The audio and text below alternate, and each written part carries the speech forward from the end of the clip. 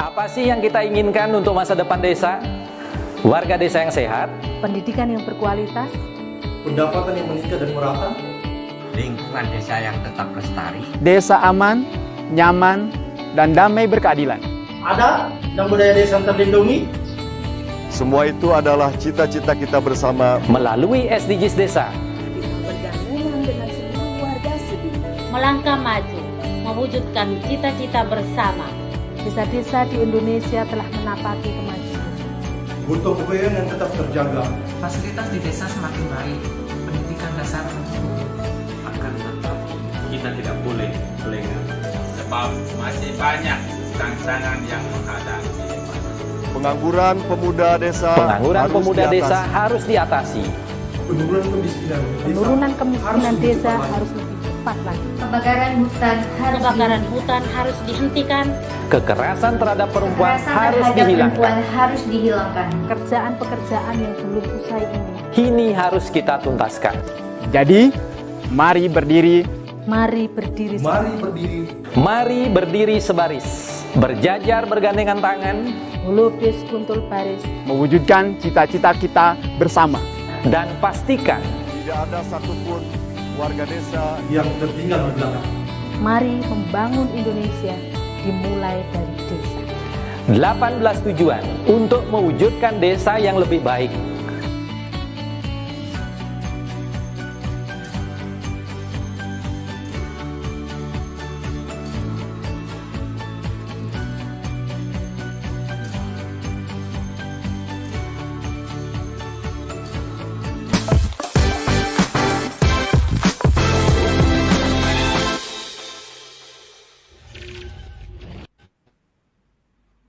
Salam bahagia kerabat desa Indonesia, salam berdiri sebaris, sulubis kontol baris, salam SDGs desa.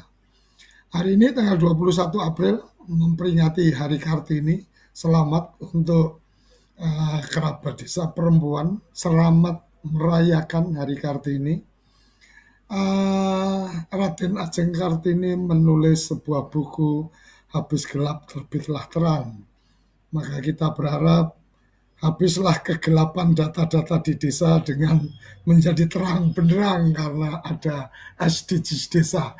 Ini satu pengharapan kita untuk satu data desa, milik desa, dibantu oleh Kementerian Desa. Ini satu semangat yang luar biasa. Ideologi baru dari Kementerian Desa adalah melayani desa dalam hal menyiapkan fasilitas untuk desa menguasai datanya, karena komitmen Gus Menteri, informasi yang kita terima dari Kapus Datin kita adalah data tetap milik desa. Kementerian Desa tidak akan mengklaim sebagai datanya desa. Kira-kira seperti itu yang saya bisa pahami, dan pagi ini luar biasa. Saya perlu sampaikan satu, bahwa beberapa teman-teman yang kemarin sudah mengisi daftar hadir, e-sertifikat itu kita berikan dalam untuk yang episode kedua kemarin, itu kita berikan link Google Drive untuk bisa langsung mendownload e-sertifikatnya di situ berdasarkan absensi. Dan absensi kita akan di-share mungkin setelah 30 menit acara berjalan. Jadi jangan sampai hanya absen aja di awal, habis itu terus check out gitu kan. Ini kebiasaan saya waktu kuliah. Jadi saya yakin bukan kebiasaan kerabat desa.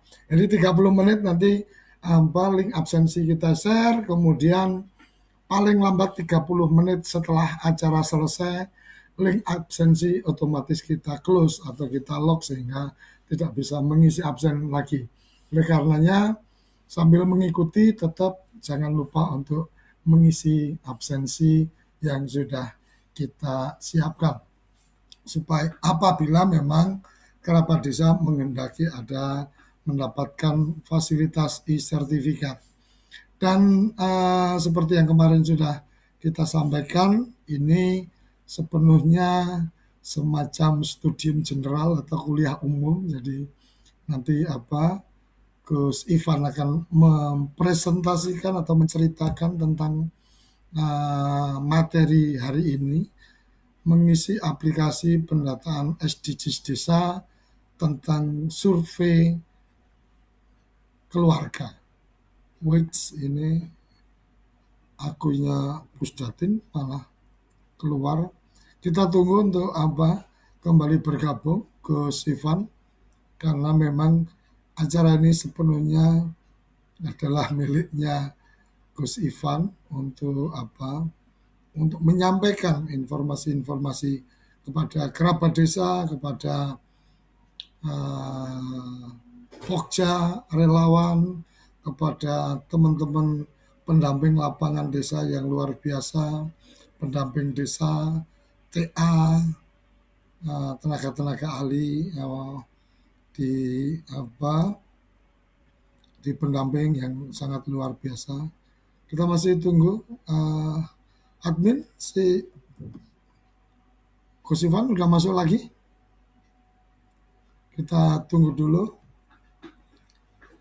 Kita akan fokus untuk memberikan ruang kepada Gus Ivan. Saya coba kita tunggu kehadiran Gus Ivan. Mungkin sambil nunggu bisa kita tayangkan dulu beberapa testimoni atau beberapa pernyataan dari para pihak yang mendukung keberadaan TV Desa. Silakan tim. Oke, terima kasih. Ini karena kebetulan aja tadi Gus Ivan lost contact, makanya kita tayangkan iklan layanan. Oke, kerabat desa, kita akan langsung mendengarkan langsung dari Gus Ivan penjelasan tema kali ini, kuliah. Saya sebut sebagai kuliah umum SDGs desa seputar survei keluarga. Jangan lupa kerabat desa untuk mengajak kerabat-kerabat yang lainnya bergabung, mengikuti di channel YouTube, dan jangan lupa untuk kerabat desa jangan belum subscribe, karena apapun subscribe untuk channel TV Desa adalah salah satu bentuk dukungan kerabat desa atas keberadaan TV Desa. Silakan Gus Ivan, waktu sepenuhnya untuk Gus Ivan. Terima kasih Gus Koco, kerabat desa sekalian, para pendamping desa yang sangat banyak ini, kemudian ada para kepala desa, sekdes juga, ya, dan tentu saja Pokja, relawan pendataan desa, yang kalau kita lihat setiap hari selalu semangat untuk mengisi data-data desa ini. Ya. Jadi ini sedikit tambahan Gus Koco, bahwa untuk daily report pendamping yang antara lain isinya pendataan sudah diperbanyak lagi. Tadi sempat belum bisa diakses, sekarang sudah bisa.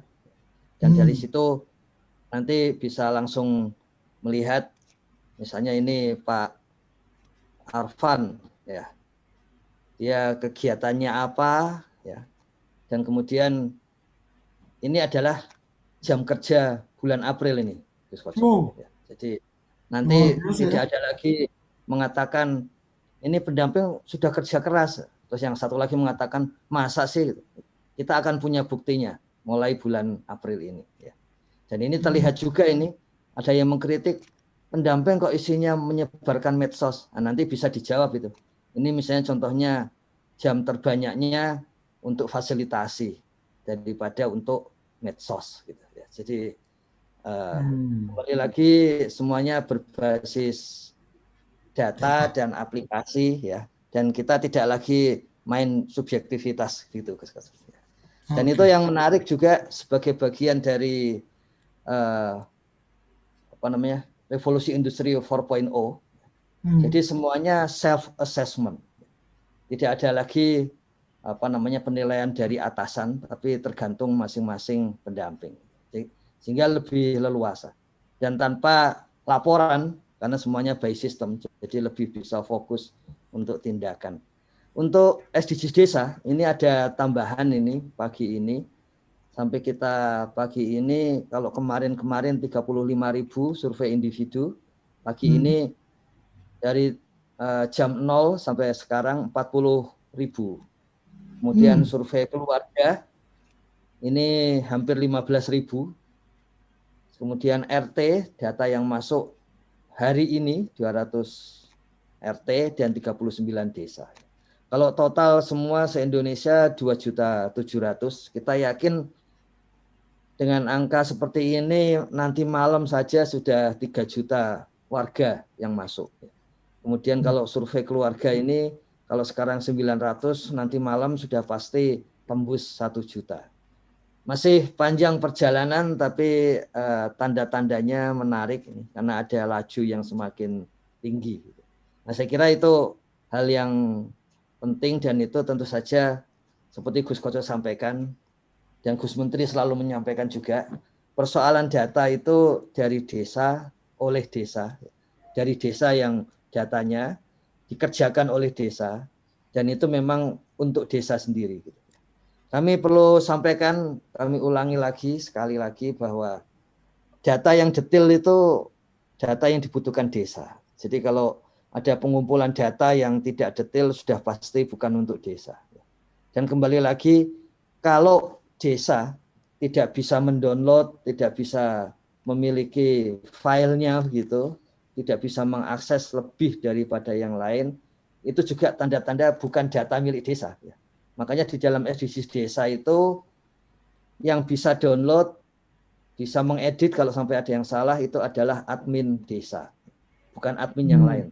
Termasuk admin pusat juga tidak bisa. Jadi hanya super admin di Pusdatin dan admin desa. Super admin hanya untuk jaga-jaga kalau kemudian ada kebutuhan-kebutuhan legal. Sebetulnya seperti itu saja sih. Kemudian artinya harus disadari bahwa kebutuhan data detail itu bukan kebutuhan Kementerian Desa, tapi kebutuhan desa. Ya, yang kemudian Kementerian Desa itu memberikan fasilitas, dan itu adalah punya desa. Itu yang harus dipahami. Kira-kira gitu, Gus. Ya, benar Gus Koco. Dan penting juga kita melihat struktur struktur birokrasi gitu. Jadi kalau sudah ada surat bahwa pendataan berlangsung 1 Maret 31 Mei, itu berbagai isu hoax yang tadi pagi masih ada yang kirim ke kami juga gitu, atas nama kami katanya gitu. Tidak ada yang bisa mengalahkan surat ya. Kalau surat ya hoaxnya ya harus surat mestinya, bukan hoaxnya itu broadcast gitu. Jadi itu. Nah, mungkin yang menarik di pagi ini kita mengetahui tentang survei keluarga. Ini jenis data yang selama ini memang praktis tidak sempat dikumpulkan. Jadi untuk data keluarga itu satu sensus yang dijalankan itu selama ini adalah suatu sensus terhadap keluarga-keluarga sejahtera di dalam BKKBN. Nah, ada beberapa hal yang mungkin bisa dijelaskan. Suatu sensus yang berbasis pada indeks, ya, termasuk indeks desa membangun, ya, indeks keluarga sejahtera, itu seringkali membatasi pertanyaan, ya, sehingga sulit digunakan untuk kegiatan-kegiatan yang lain. Nah, kenapa desa pertanyaannya banyak? Itu memang selama ini kita ketahui banyak yang berpandangan yang namanya pemerintahan itu 31 bahkan lebih urusan itu ada di desa. Wujudnya di dalam data kemudian adalah bahwa data yang diambil itu kemudian beragam dan banyak gitu. Makanya di dalam SDGs desa itu merangkum semua kuesioner pertanyaan yang pernah masuk ke desa, sehingga nanti desa punya bargaining, ya, desa punya posisi tawar ketika berdebat data dengan pihak lain. Sebetulnya gitu. Jadi kita tahu kekuatan ke depan adalah kekuatan data, dan salah satu cara memberikan kekuatan kepada desa adalah mengajak desa mendata desanya sendiri, dan kemudian data itu ada di dalam desa itu sendiri. Kiranya sudut pandangnya seperti itu. Ini beberapa pertanyaan yang terbanyak terkait dengan survei keluarga. Yang pertama, ini kalau ada kakak yang berbeda ya, di dalam satu rumah, itu nanti nomor kakaknya sama atau berbeda. Ya. Jadi itu berkaitan dengan perbedaan konsep keluarga atau konsep rumah tangga. Ya. Jadi kalau BPS itu seringkali menggunakan konsep rumah tangga, seringkali. Ya. Termasuk untuk petani, maka menggunakan rumah tangga petani. Konsep rumah tangga itu merujuk pada orang-orang yang makan dari definisi di lapangan yang paling tepat untuk menyatakan keluarga. Ya, menyatakan keluarga. Apa kelebihan dan kekurangannya? Ya. Dengan rumah tangga, maka semua orang yang ada di satu wilayah itu akan didata. Jadi banyak pertanyaan, misalnya kalau di sini kebetulan ada anak yang karena dia sekolah, dia tinggal bersama pamannya sudah 6 bulan lebih, maka kalau rumah tangga itu dihitung. Kalau keluarga, sebetulnya yang dilihat adalah yang ada pada kakak tersebut. Nah, kelemahan dari keluarga adalah kalau orang itu seperti tadi, keponakan yang tinggal itu, kalau dia tidak didata di desa itu, ya, didata di desa asalnya, mungkin datanya menjadi kurang valid. Gitu. Makanya di dalam SDG desa, kita basisnya keluarga, tetapi orang-orang yang ada di desa tersebut ikut kita data. Nanti kelak di tahun ini juga akan ada super aplikasi Android dan iPhone yang disebut sistem informasi desa, yang di situ kakak dan nik, gitu. Kecuali yang belum punya kakak dan nik, itu menjadi basis untuk melihat data di dalamnya. Jadi banyak yang menanyakan apa gunanya kita mendata kalau dia kakaknya di desa lain. Ya, gunanya yang pertama, kalau suatu ketika desa membutuhkan data rumah tangga, itu datanya ada. Yang kedua, nanti setelah super aplikasi sistem informasi desa itu selesai terbangun, maka keluarga bisa langsung mencek apa yang ada. Ya. Meskipun dia di luar desa, di luar kabupaten, di luar provinsi, bahkan di luar negeri. Gitu. Ya. Jadi berbagai fasilitas bagi keluarga nanti akan bisa dirasakan bahkan yang berada sampai di luar kota. Jadi itu gunanya. Seperti ada yang mengatakan, ada gubernur mengatakan, seluruh warga provinsi saya, meskipun dia ada di mana-mana, pasti kami akan bantu. Nah itu konsepnya, pasti konsep keluarga, bukan konsep rumah tangga. Dan memang ada kelemahan yang lain, terutama untuk suku-suku terasing, yang tidak memiliki kartu atau surat nikah. Kalau sekarang sudah boleh, tapi sebelum ini, suku-suku yang dianggap terasing, yang mereka tidak ikut dalam perkawinan menurut negara, tapi perkawinan sukunya, itu seringkali di dalam kakak itu kepala rumah tangganya selalu perempuan. Ini satu sudut pandang lama sebetulnya tentang evolusi keluarga, bahwa pada mulanya keluarga itu sifatnya promiskuitas. Ya. Jadi kalau di dalam gua-gua di masa lalu gitu, orang tidak pernah tahu siapa ayahnya karena proses perkawinan yang pada waktu itu belum ada institusi resmi gitu. Tapi orang pasti tahu siapa ibunya. Jadi di dalam konsep itu ibu menjadi penting. Dan mula-mula memang menurut pandangan evolusi keluarga, mula-mula harta warisan itu dibagikan menurut jalur ibu. Alasannya sederhana, karena orang hanya mengetahui ibunya, belum tentu mengetahui bapaknya. Ya, kita mengenal sekarang istilah matrilineal, ya, bahwa pewarisan dilakukan menurut garis ibu. Gitu. Baru di masa-masa kemudian, ketika laki-laki mulai bisa mengumpulkan harta, gitu, dan sebaliknya membuat berbagai aturan supaya perempuan hanya menikah dengan satu laki-laki, ya. Laki-laki boleh menikah banyak perempuan, maka ada konsep keluarga yang lebih luas seperti itu. Tapi intinya SDG desa menggunakan konsep keluarga, namun seluruh warga yang ada di desa itu, ya, itu ikut didata.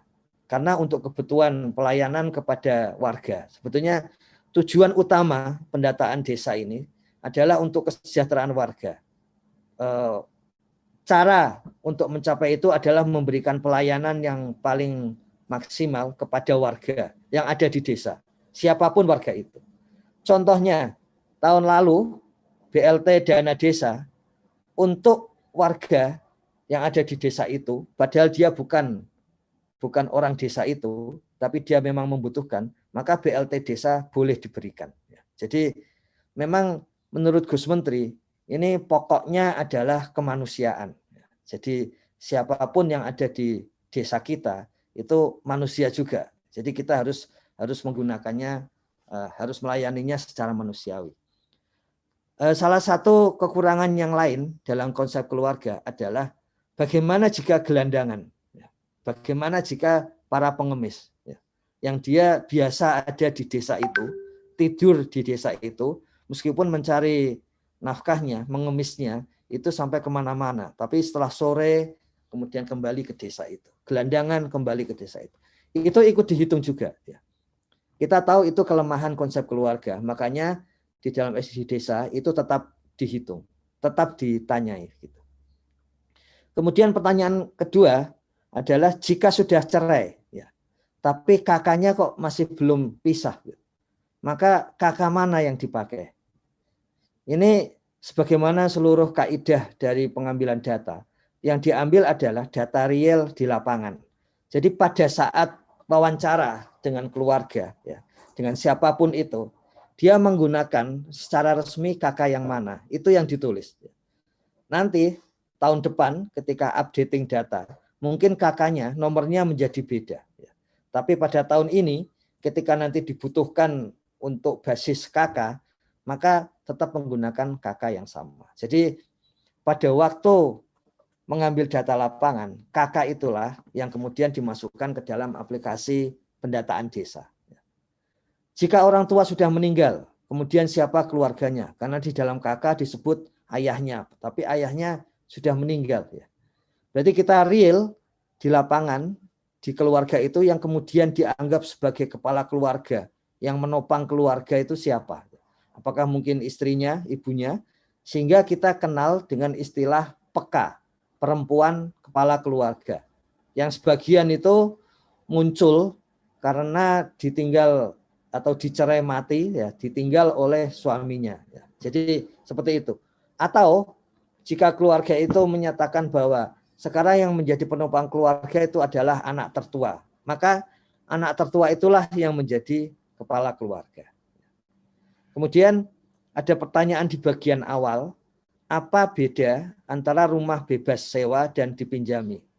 Ini kerabat desa perlu kami sampaikan bahwa tidak hanya ilmu, tetapi pertanyaan kuesioner itu juga mengalami perkembangan. Jadi ada pertanyaan tentang desa misalnya dulu itu pertanyaannya tentang internet desa. Itu tadinya cuma ada dan tidak. Kemudian berkembang lebih detail, internet desa itu sinyalnya kuat atau lemah.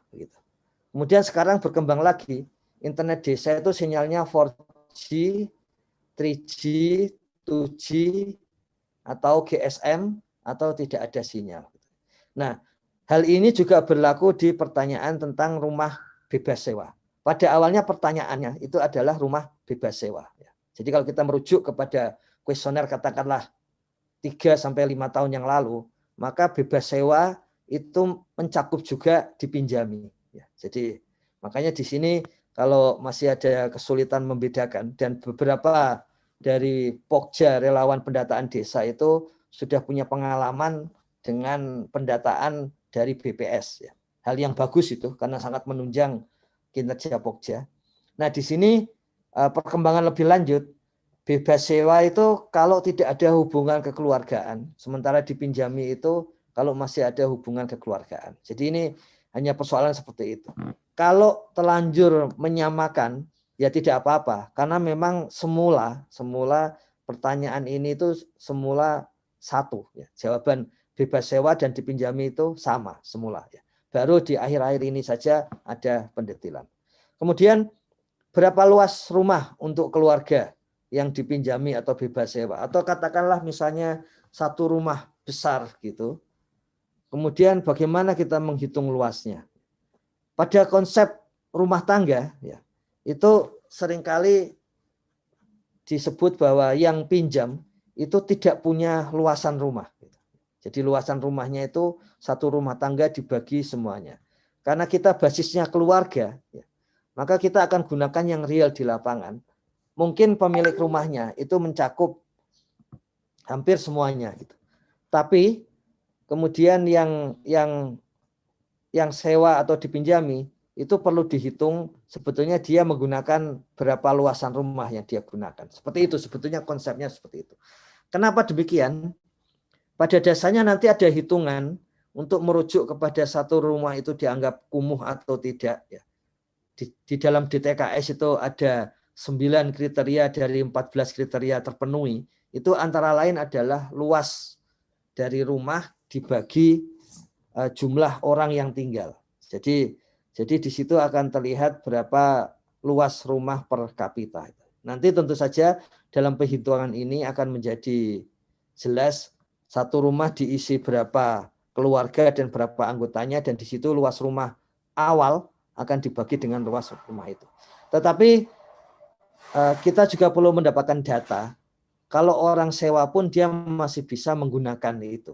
Jadi ada tambahan data informasi yang menarik bahwa orang rumah pun, ya, bisa yang sewa pun bisa menggunakan itu, sehingga paham bahwa rumah itu atau luas itu ada batas minimal, ya, 42 meter persegi per orang begitu. Itu bisa 8 meter persegi per kapita itu bisa terpenuhi, ya, seperti itu. Ini sebetulnya seperti biasa, kemarin survei desa itu lebih sedikit pertanyaannya dari survei rukun tetangga untuk aspek kewilayahan.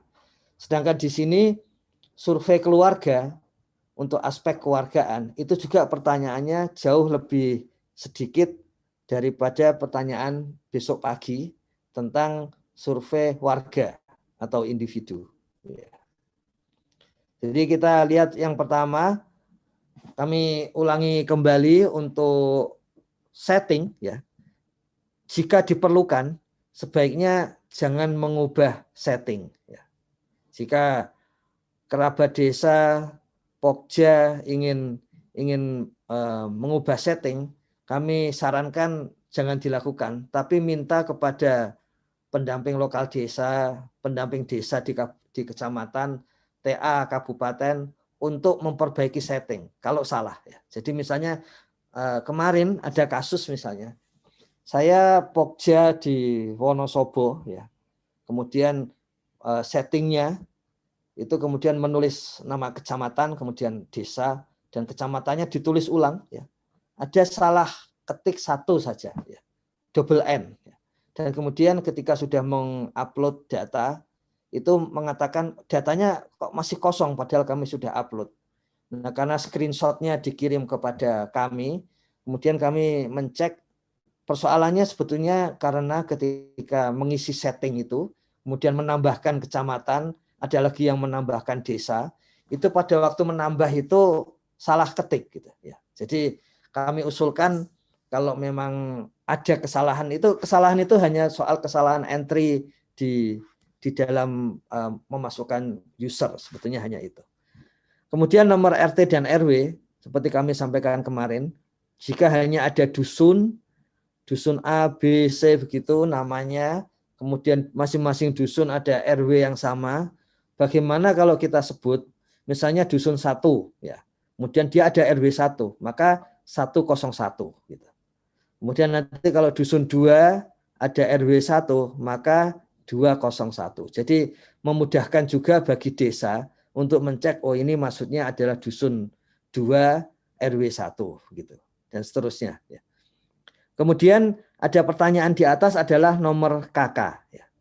Bagaimana jika belum ada KK ya, belum ada KK? Sebaiknya diberi nomor dengan nomor yang berbeda, misalnya dikasih nomor 1 gitu. Kemudian nanti ada yang belum punya KK dikasih nomor 2 gitu.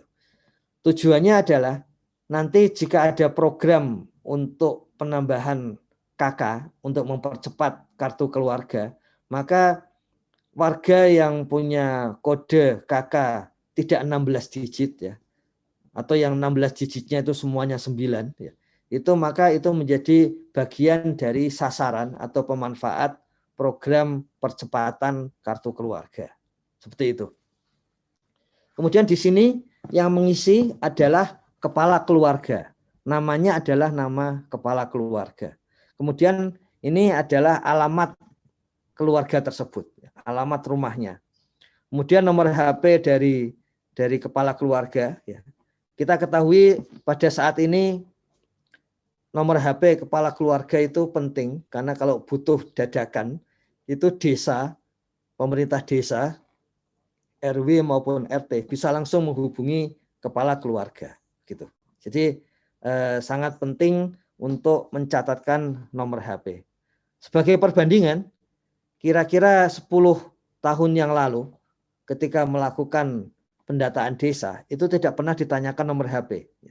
Pada saat itu HP masih jarang gitu. Satu-satunya di dunia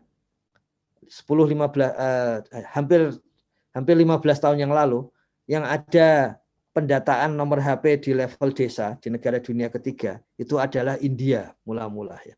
Kemudian sekarang bagi kita nomor HP ini menjadi penting karena ini cara yang paling mudah untuk mencek kepada keluarga.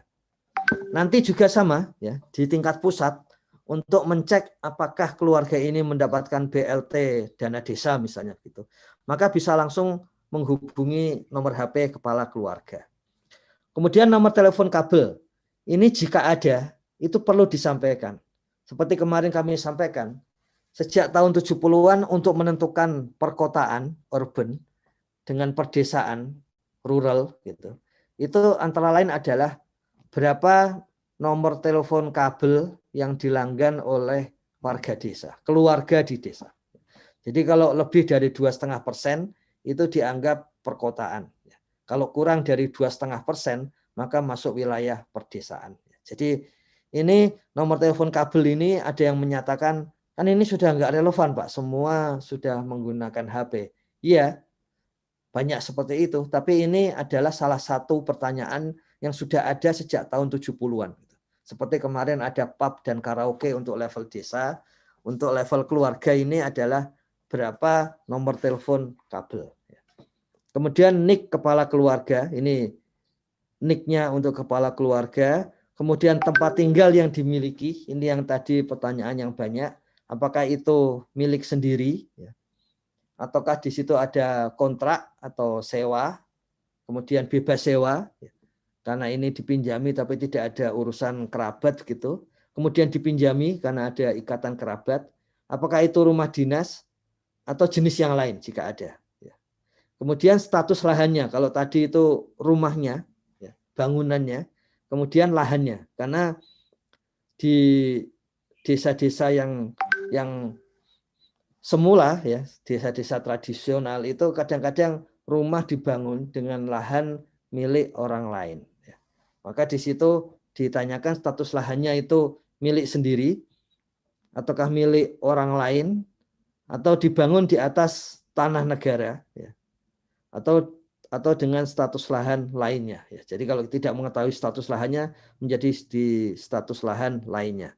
Kemudian ditanyakan luas lantainya. Tadi kami sampaikan bahwa luas lantai itu penting untuk melihat apakah Indonesia nanti, ini salah satu pertanyaan yang akan tersambung ke SDGs global. Apakah hak asasi dari warga desa di Indonesia mengenai tempat tinggal itu sudah terpenuhi, akan dilihat dari luas lantai dan kemudian luas tanah. Ya. Setelah itu tentang jenis lantai tempat tinggal yang terluas. Ya. Jadi Kalau lantainya ada yang tanah, tapi juga ada yang menggunakan bambu, dilihat yang terluasnya saja. Nah, di sini apakah menggunakan granit atau marmer, ini jenis keramik tertentu, ya.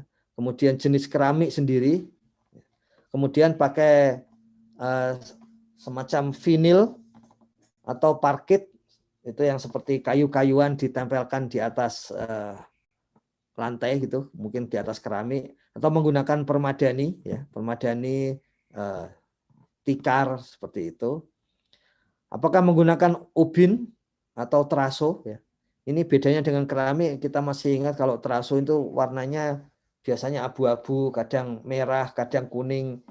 Yang kalau awalnya itu selalu kesat gitu ya, kasar gitu, harus dipel berkali-kali supaya jadi licin. Sementara keramik sudah licin. Kayu atau papan kualitas tinggi, ya, misalnya kayu hitam itu pasti kualitas tinggi gitu. Semen atau bata merah, ya, jadi hanya di semen. Kemudian menggunakan bambu, kemudian atau menggunakan kayu kualitas rendah gitu, atau menggunakan hal lainnya. Ya. Ini nanti ada poin-poin yang akan menjadi indikasi utama untuk apakah keluarga ini tergolong keluarga yang miskin atau tidak, terutama berkaitan dengan kalau sekarang kita kenal sebagai DTKS. Kemudian setelah itu adalah pertanyaan dinding terluas, ya, dinding terluas. Jadi apakah dinding rumahnya itu semen atau beton atau kayu berkualitas tinggi, ya. Jadi semen, beton atau kayu. Yang kedua adalah kayu atau bambu, ya. Ini tentu saja ini Bapak Ibu sekalian sudah bisa memahami maksudnya, ya. Bahwa yang kalau semen, kayu berkualitas tinggi itu artinya ini untuk menunjukkan sudah tidak kumuh lagi. Ya. Kemudian kayu berkualitas rendah dan bambu untuk menunjukkan bahwa kualitas dari rumahnya itu rendah. Nah, ada yang bertanya, ini villa-villa itu bahkan isinya bambu dan kayu semua. Tentunya di situ bambunya itu bambu yang memang dibuat artistik kualitas tinggi gitu. Jadi tidak masuk di dalam bambu yang di sini, ya. Tapi masuk di dalam kayu yang di atas. Gitu. Jadi seperti biasa selalu ada kelemahan termasuk di dalam apa namanya ini istilahnya wording, ya, di dalam kalimat kuesionernya itu. Tapi kita harus sama-sama menyadari maksud utamanya. Gitu. Kemudian jendela. Jadi kita tahu bahwa rumah kumuh itu jendelanya mestinya tidak ada. Atau kalaupun ada tidak berfungsi. Jadi karena khawatir misalnya daun jendelanya jatuh, akhirnya jendelanya itu dipaku mati. Gitu. Akhirnya artinya itu bukan jendela yang berfungsi untuk aliran udara gitu, tapi itu jendela yang tidak berfungsi.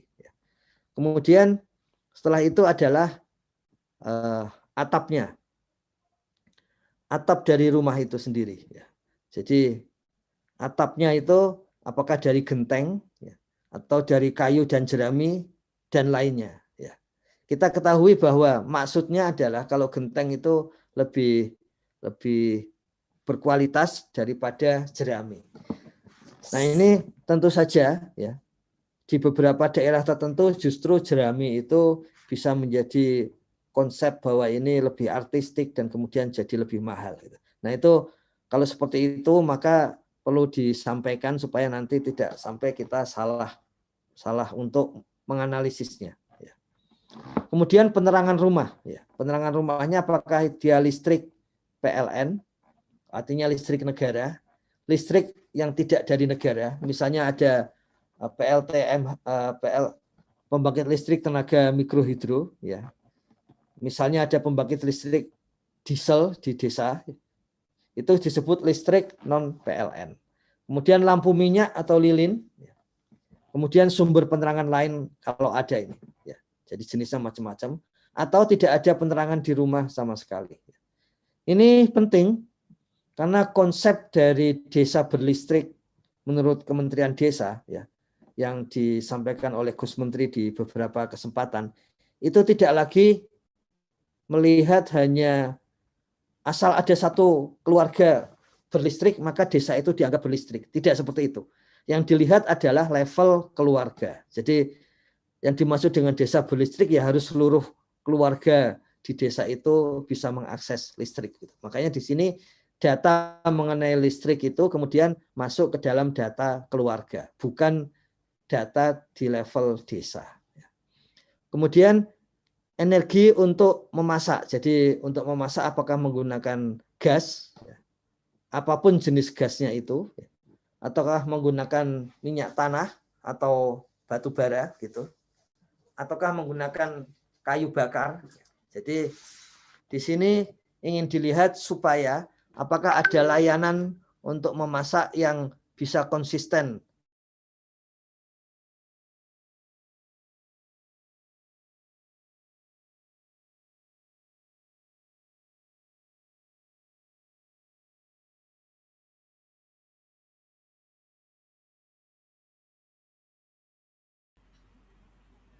Halo. Halo, Gus Ivan.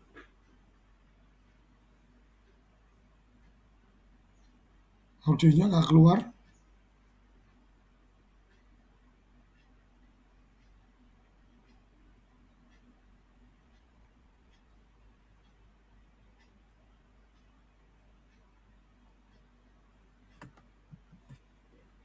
Halo, Gus Ivan. Sepertinya ada masalah dengan sinyalnya. Kita tunggu nanti kembali lagi nanti Gus Ivan. Beberapa sekaligus saya mengingatkan kerabat desa, teman-teman pendamping desa yang menghendaki e-sertifikat, silakan mengisi absensi. Jangan lupa, jangan terlambat.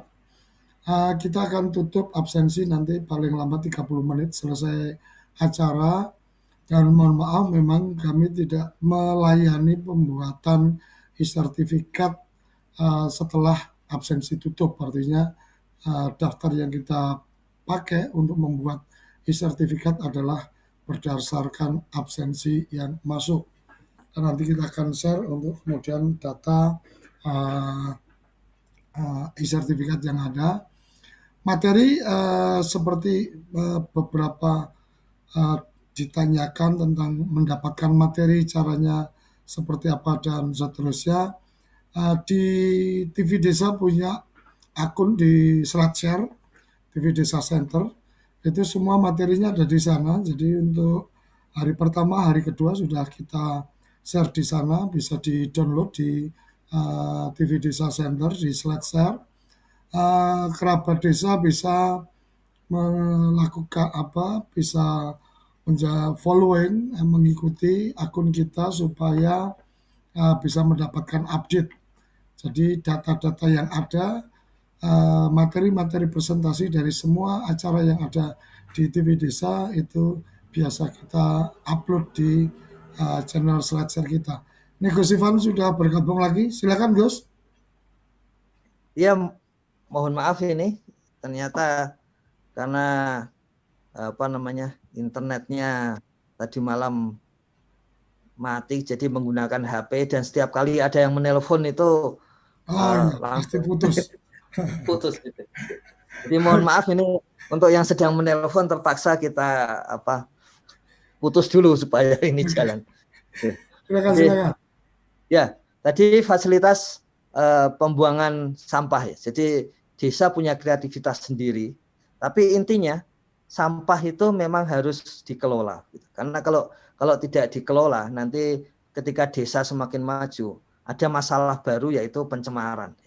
Artinya tidak berkelanjutan itu pembangunan desanya. Nah kemudian fasilitas MCK, mandi, cuci, kakus ini ada yang sudah membuat MCK sendiri, keluarga. Ada yang MCK-nya bersama-sama dengan tetangga, itu yang kita sebut sebagai berkelompok. Kemudian ada yang MCK-nya masih MCK umum, MCK umum. Ini sudah mulai agak jarang meskipun masih ada, tapi ada hal yang penting bahwa di sini adalah apakah keluarga menggunakan itu. Jadi selama ini pertanyaan tentang MCK itu lebih banyak pertanyaan fasilitas MCK ada di desa. Tapi sekarang kita bisa mengetahui apakah keluarga itu sendiri menggunakan atau tidak. Kemudian sumber air mandi. Jadi sumber air mandinya apakah dari perpipaan, ya. Kemudian ledeng yang terbayar atau perpipaan yang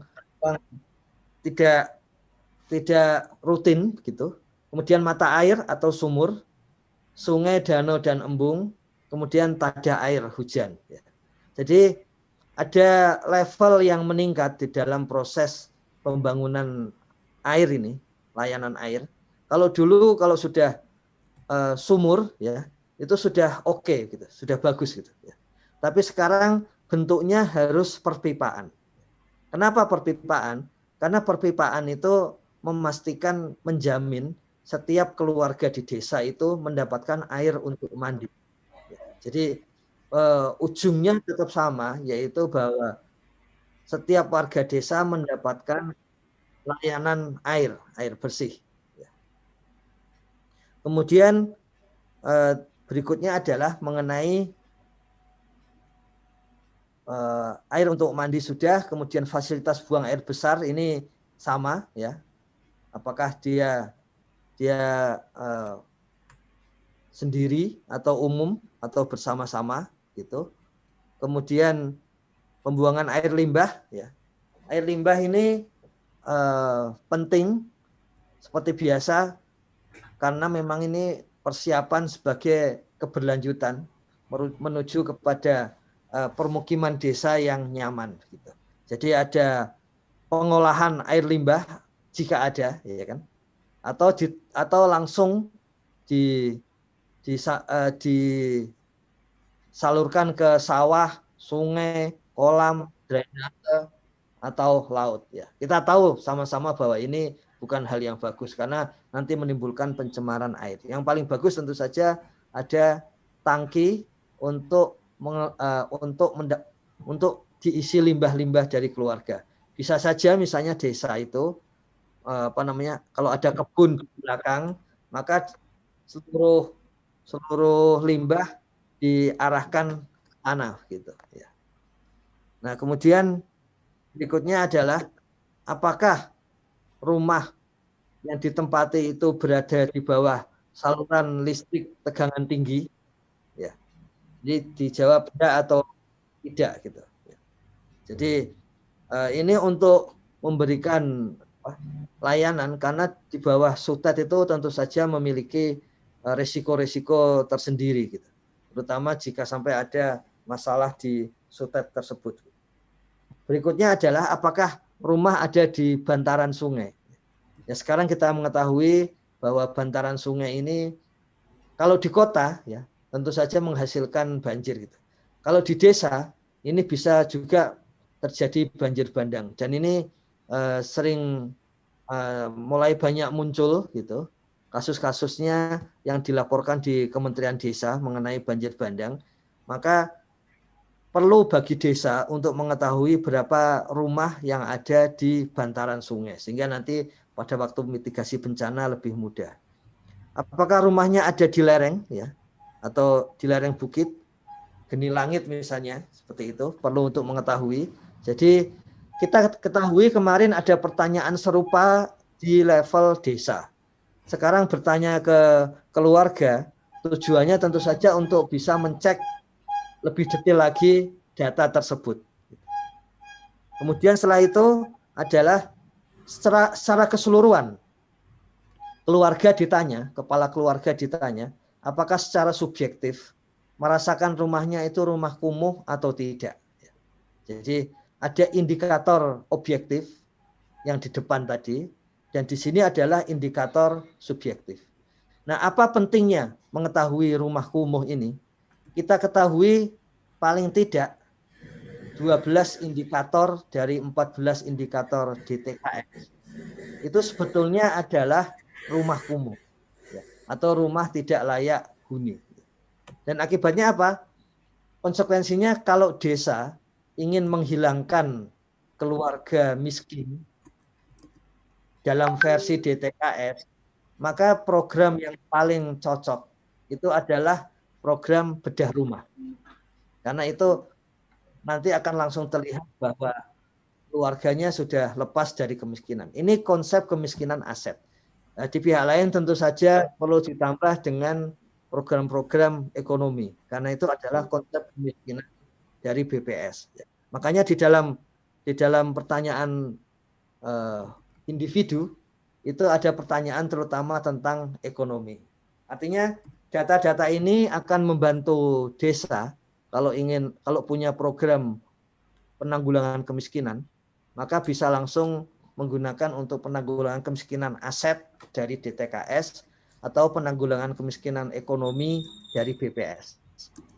Kemudian akses terhadap pendidikan.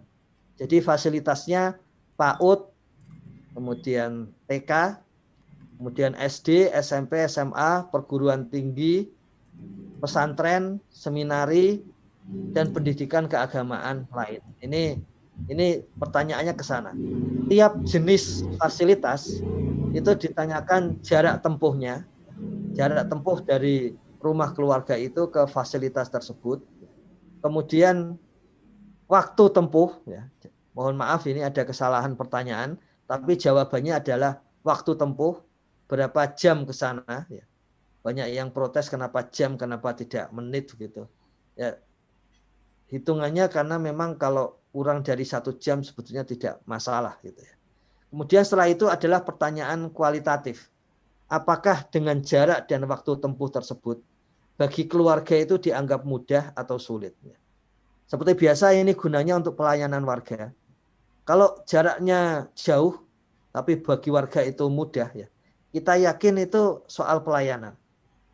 Misalnya kemarin ada contoh Desa Tembok di Bali, di Buleleng, yang memiliki fasilitas antar jemput dengan bis sekolah desa, ya, itu membuat kemudahannya menjadi mudah, meskipun jaraknya sampai 40 km ke SMA. Ya.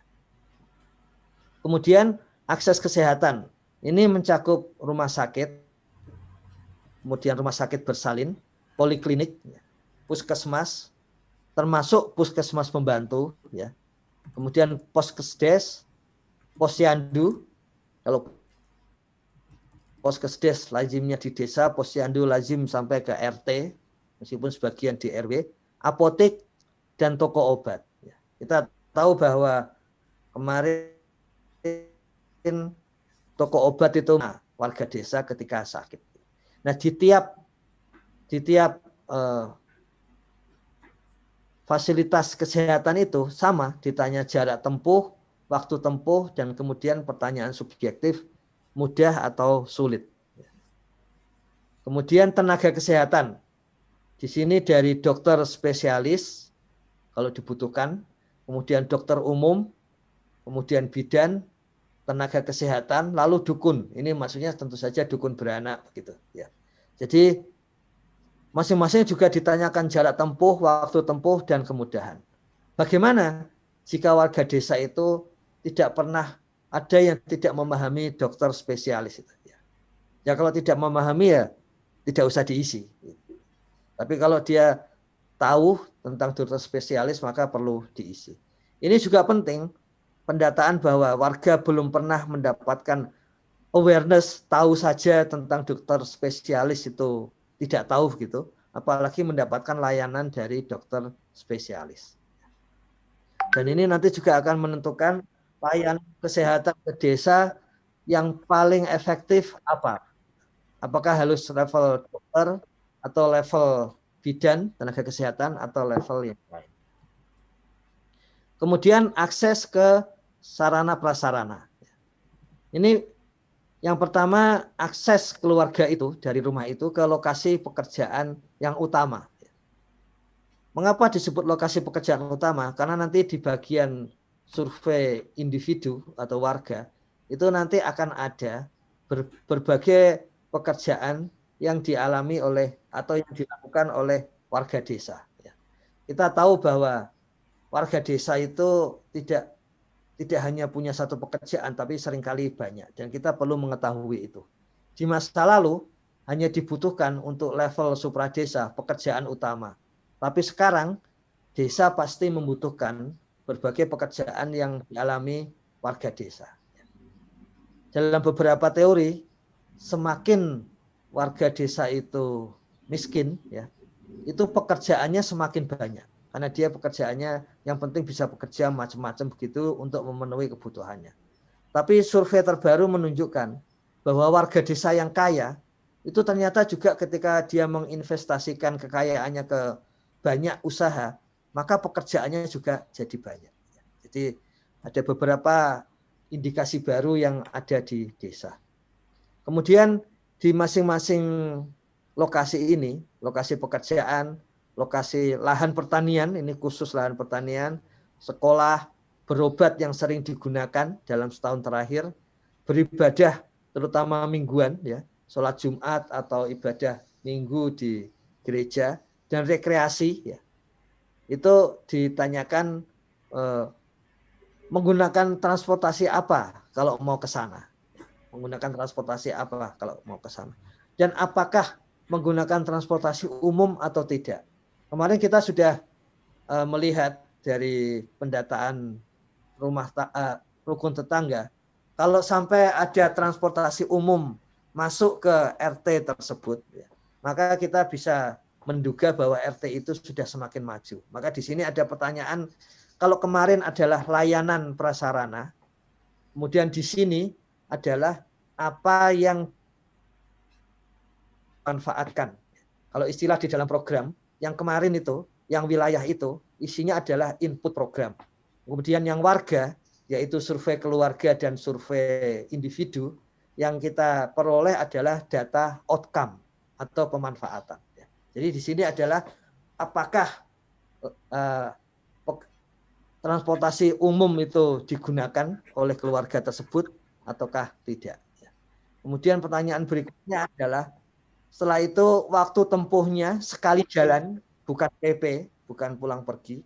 Waktu tempuh sekali jalan berapa dan biaya yang dikeluarkan sekali jalan itu berapa. Dari situ kemudian terakhir adalah pertanyaan kualitatif. Apakah dianggap mudah atau sulit untuk mencapai berbagai lokasi tersebut. Kemudian yang bagian akhir, di sini adalah pertanyaan lain-lain. Yang pertama, apakah berapa jumlah anggota keluarga yang menggunakan transportasi umum dalam sebulan terakhir. Ini tentu saja akan sangat berpengaruh pada saat pengambilan data. Dan kita mengetahui kalau Pokja relawan pendataan desa mendata pada minggu-minggu ini, maka kemungkinan penggunaan transportasi umum akan tinggi, terutama di wilayah barat, karena menjelang Idul Fitri. Sementara nanti di wilayah timur menjelang Natal, maka jumlah pengguna transportasi umum mungkin meningkat. Kemudian ditanyakan transportasi umum bulan sebelumnya. Jadi kalau sekarang bulan April, maka yang pertanyaan sebelumnya itu adalah pertanyaan di bulan Maret. Kemudian berapa pada bulan sebelumnya? Sebelum Maret berarti bulan Februari. Kemudian pemanfaatan program pemerintah. Ini jawabannya hanya ya dan tidak bagi keluarga. Artinya apa? Artinya kita akan mencek nanti, mendapatkan data tentang keluarga itu. Nah, ini perlu juga kami sampaikan bahwa survei atau sensus sebetulnya yang kita laksanakan sebagai sensus SDGs desa ini itu menggunakan basis atau paradigma sudut pandang sensus partisipatoris. Apa sih kelebihan dan kekurangannya?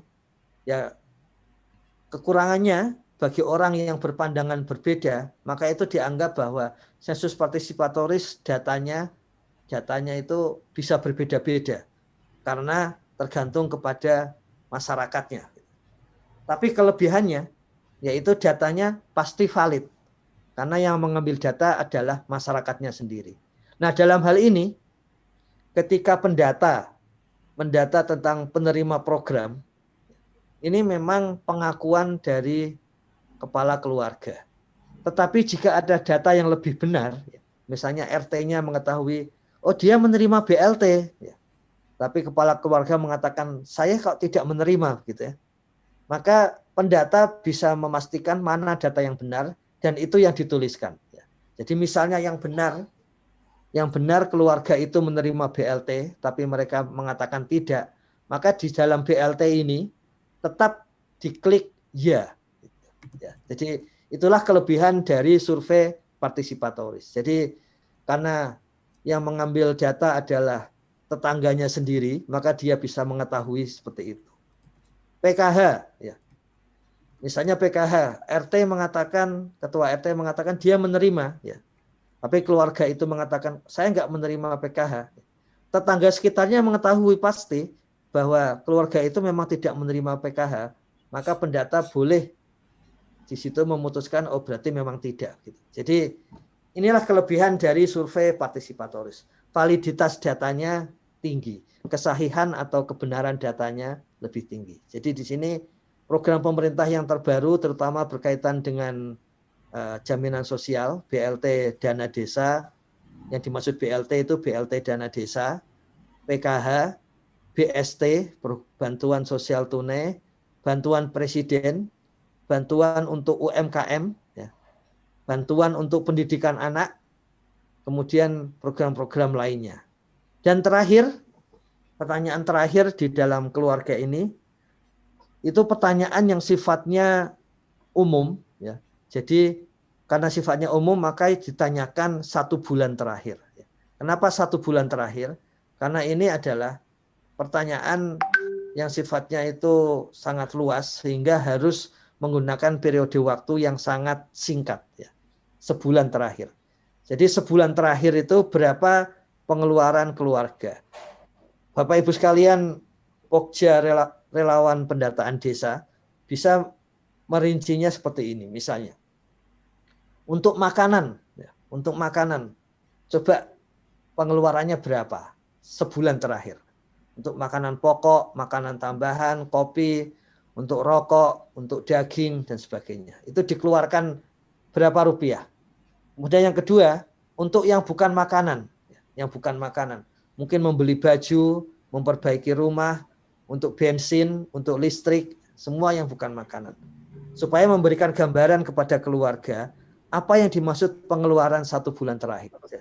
Jadi untuk makanan seperti itu, untuk yang non makanan seperti itu, kemudian dijumlahkan menjadi berapa rupiah pengeluaran satu keluarga itu sebulan terakhir. Apa pentingnya ini?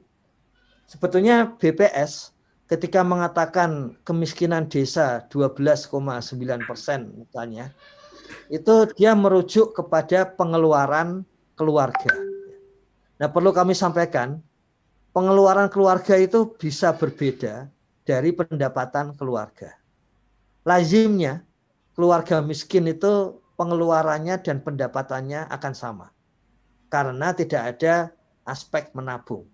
Tapi keluarga kaya di desa, mungkin pengeluarannya lebih sedikit daripada pendapatan. Karena dia masih ada hal-hal yang bisa ditabung. Jadi, dan itulah sebabnya konsep pengeluaran itu oleh BPS digunakan untuk mendeteksi kemiskinan, bukan kekayaan. Karena kalau kekayaan nanti seakan-akan kekayaan orang Indonesia rendah. Karena soal menabungnya tidak dihitung bagi keluarga kaya. Saya kira seperti itu, Gus Koco. Ya. Oke, terima kasih. Sudah ada beberapa pertanyaan yang masuk. Ini karena waktunya memungkinkan kita coba share dari beberapa yang masuk. Ini ada tadi Pak Ivan untuk kakak yang menumpang. Luas tanah, luas tempat tinggal, dihitung caranya seperti apa. Ini akan berpengaruh dengan DTKS atau tidak. Mohon silakan. Nanti saya pilih-pilihkan pertanyaannya. Silakan Gus. Siap. Ya itu akan berpengaruh ke DTKS memang. Karena nanti pengaruhnya seperti ini. Karena asumsinya bahwa kalau nanti dibagi per kapita itu kurang dari 8 meter persegi, nanti dia akan bisa masuk bagian keluarga miskin. Artinya akan masuk di TKS. Tapi kalau kemudian di atas 8 meter persegi per orang nanti, itu tidak akan masuk di TKS. Tapi artinya tidak dihitung nol ya? Tidak dihitung nol. Ya. Cuma begini. Tinggal semua dengan pemilik atau diisikan nol. Artinya berarti luas tempat tinggalnya, taruh kata nih satu rumah dengan 2 kakak. Itu berarti terhitungnya gimana? Luas tanah. Iya. Jadi yang pertama perlu kita bedakan antara mendata desa dengan nanti mengolah datanya. Ya. Dalam pengolahan itu satu rumah itu ya, itu akan diolah sebagai satu gitu. Sehingga nanti apa namanya? Luas tanahnya dan luas rumahnya nanti dibagi terhadap berapapun anggota keluarga yang ada di rumah tersebut, termasuk tadi yang menumpang. Ya. Tapi penting kita untuk mengetahui data bahwa bahkan orang yang menumpang pun sebetulnya dia punya hak, ya, atau dia memanfaatkan hak untuk rumah dan tanahnya. Ya. Nggak mungkin orang yang menumpang kemudian realnya nol, kan nggak mungkin. Jadi itulah sebabnya ketika pendataan itu kita mendata yang real, kemudian nanti pengolahan itu dari sistem informasi nanti langsung digabung begitu, langsung digabung mana yang dia di satu rumah. Artinya yang numpang atau menggunakan tempat tanpa sewa dan seterusnya, yang tadi istilahnya intinya kan dia ada di situ. Nah itu luasan lantainya diisi atau tidak? Diisi. Diisi yang dia gunakan. Ya. Kemarin ada pertanyaan dari Bu Feti di Sumatera Barat. Bagaimana itu? Karena kalau di BPS ditulis 0. Itu benar karena konsepnya adalah mendata rumah tangga. Sementara SDG desa itu mendata keluarga gitu. Jadi kita akan menggunakan data real ya. Tapi memang nanti yang menumpang dan sebagainya itu di sistem informasi bisa langsung digabungkan dengan cara mengurangi luas lahan dan luas bangunannya. Begitu Gus Koco. Jadi pendataannya tetap didata meskipun pengolahannya nanti memang tidak dilakukan bersama-sama begitu. Gitu Gus Koco. Berarti mau bicara langsung silakan. Terima kasih Pak Koco. Salam kenal, Feti Anggreni Dewi, TAPSD Kabupaten Pasaman. Terima kasih Pak Ivan atas waktunya selama ini. Izin bertanya Pak Ivan, ada beberapa pertanyaan dari Nagari yang memang harus urgent dijawab. Pertama adalah kenapa kita tidak menggunakan kuesioner, sedangkan kuesioner ini ada nanti tanda tangan pendata. Memang secara informasi saya konfirmasi langsung dengan Pak Ivan karena kita berbasis Android. Cuma lebih baik mungkin Pak Ivan bisa menyampaikan kenapa Kementerian Desa tidak menggunakan kuesioner, sedangkan nanti pada audit BPKP atau institusi nanti akan terkendala dengan mungkin itu Pak. Terima kasih. Assalamualaikum warahmatullahi wabarakatuh. Waalaikumsalam. Oke. Silakan Pak Ivan. Ya, jadi sebetulnya ada alasan yang berkaitan terutama dengan aspek-aspek praktis ya. Jadi kalau kita menggunakan kuesioner ya, masih ada kegiatan lanjutan untuk input data gitu. Dan ini sekarang sudah pada merasakan bahwa memang kalau kita menggunakan kuesioner itu halamannya sangat banyak. Karena memang datanya memang sangat detail dan itu memang karena datanya dibutuhkan desa.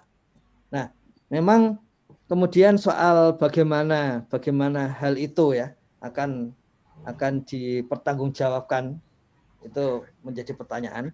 Jadi pertanyaannya begini, apakah ada anggaran untuk fotokopi kuesioner? Kami menyarankan tidak ada. Tapi realnya di beberapa desa itu menganggarkan kuesioner. Tentu saja kalau menganggarkan kuesioner ya harus ada kuesionernya gitu kan. Tapi kalau tidak menganggarkan ya, uang tidak menganggarkan berarti tidak harus ada. Gitu. Kemudian hasil dari pendataan, hasil apapun dari pendataan itu desa bisa mendownload ya. Dan kemudian setelah itu desa bisa memastikan dengan tanda tangan kepala desa, cap desa gitu bahwa ini adalah hasil pendataan SDGs desa 2021. Itu sebagai basis bahwa ini digunakan ya, bahwa dana desanya digunakan untuk pendataan.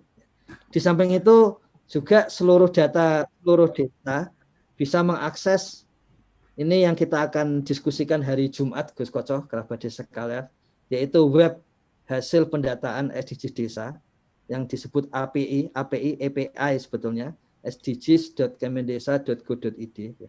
Sehingga itu bisa disampaikan juga kepada inspektorat. Tapi karena pertanyaan ini mulai ada, maka Kementerian Desa juga mendiskusikan, ya, memastikan kepada BPKP dan kemudian dengan inspektorat di kementerian untuk menyurati inspektorat daerah, ya, bahwa supaya yang dicek hal-hal seperti itu. Jadi supaya tidak merugikan desa itu. Karena ini memang hal baru, ya. Hal baru bahwa basisnya sepenuhnya IT. Tujuannya juga supaya kita sudah mulai merasakan IT gitu Gus Koco. Tapi jangan sampai tahun depan itu kemudian dipersoalkan oleh inspektorat maupun berbagai pemeriksa yang lain. Begitu Gus Koco, Bu Feti. Oke. Yang sedang dilakukan di Kemendikbud seperti itu. Terima kasih. Ini ada yang resen. Jadi kerabat desa, kalau Anda resen, mohon videonya on supaya kita pastikan wajahnya yang mana. Kemudian di chat juga sudah memberikan pertanyaan sehingga kami memastikan ketika dibuka memang secara tampilan juga tidak sedang layah-layah atau sambil rebahan atau apa. Ini ada yang menarik yang mungkin Gus Ivan perlu saya bacakan tentang apa benar data hasil survei SDG sekarang dijadikan bahan untuk pengisian IDM 2021 sementara waktunya bersamaan, bahkan IDM 2021 diminta untuk didahulukan. Mohon penjelasannya. Nah, ini bagian-bagian seperti ini menurut saya yang menarik karena teman-teman di lapangan kadang-kadang kan diminta ini, kemudian seperti pelayan yang kemudian setiap orang itu merasa dia yang harus diprioritaskan. Ini dulu.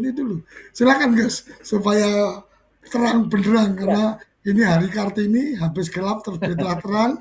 Jangan sampai teman-teman yang di pusat juga ada di tempat remang-remang jadi terkesan kayaknya oh iya kita dukung tapi di belakang juga ada hoak-hoak dan seterusnya. Silakan Gus. Ya benar Gus Koco. Memang harus terang benderang nih. Kalau nggak terang benderang muncul banyak setan-setan yang masuk. Karena setan-setan suka di tempat yang gelap.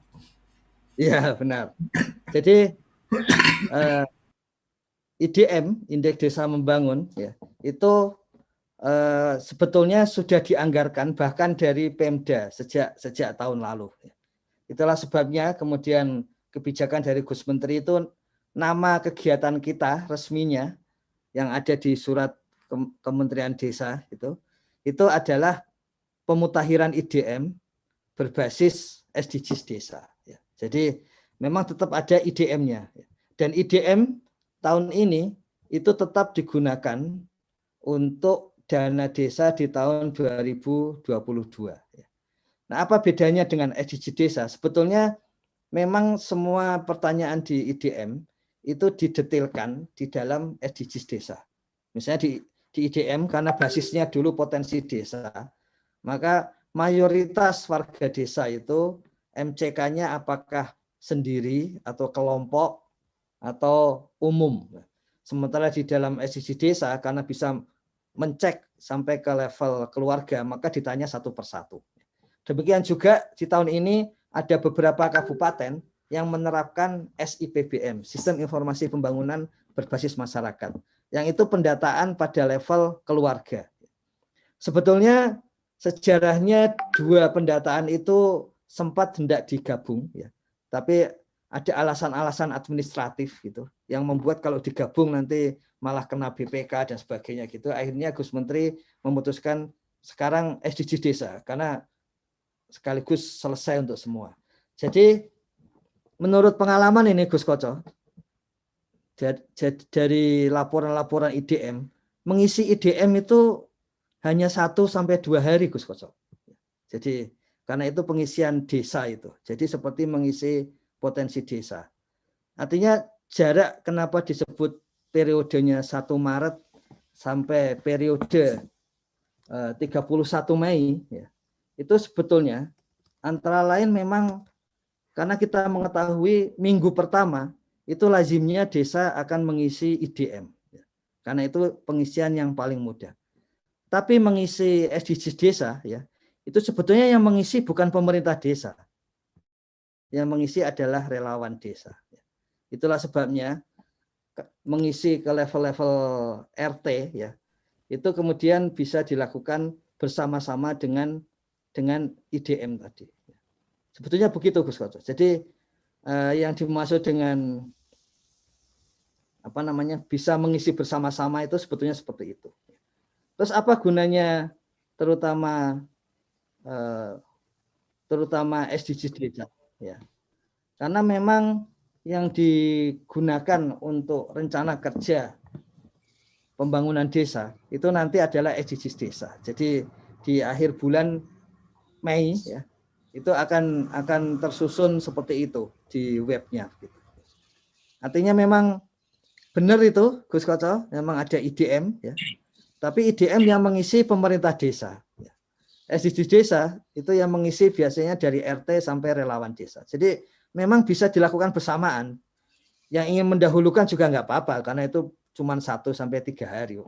Wong isian level desa Gus Koco gitu. Yang IDM itu. Ya. Jadi semoga penjelasan dari Gus Ifan dipahami.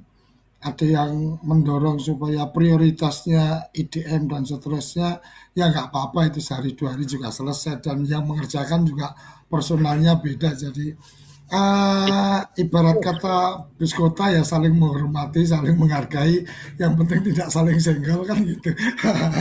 Oke, tadi ada yang menarik tadi dari Mas Warkim karena menyangkut tadi ada data tentang penomoran RT. Jadi RT biasanya dengan nomor, tapi di daerah tertentu ada dengan huruf dan seterusnya. Mas Warga mau menyampaikan secara langsung atau cukup ini? Silakan. Silakan di audionya. Sebentar Mas Melung sebentar. Mas Wargem dulu. Silakan Mas Wargem. Audionya di-unmute dulu. Ya. Silakan. Keluar suaranya enggak? Oh, enggak keluar. Oke. Intinya seperti itu. Jadi tadi disampaikan, mungkin Gus Ifan bisa langsung memberikan respon. RT RW biasanya kan dengan nomor gitu kan. Tapi di kasus ini di wilayahnya Mas Wargim ini RT 1A, RT 1B, RT 1C mungkin seperti itu. Nah ini uniqueness di tiap daerah, mungkin ada juga case-case yang lain. Ini bisa kita diskusikan sekarang atau di waktu yang lain. Silakan Gus Ifan akan memberikan respon sekarang atau kita akan kemudian memberikan waktu ke TPP Merlung. Silakan Gus. Ya, jadi memang saya kira ini Gus Koco. Sekarang memang muncul pengetahuan itu di level sampai nasional. Jadi memang ada yang tadi basisnya dusun di mana RW dan RT-nya itu bisa sama gitu. kemudian di pihak lain ada yang RT-nya itu nama gitu. Jadi bukan nomor ya, bukan nomor gitu. Jadi untuk saat ini ya, maka kemudian menjadi ya seperti itu tadi. Kalau bisa ditulis angka, sebaiknya ditulis angka gitu.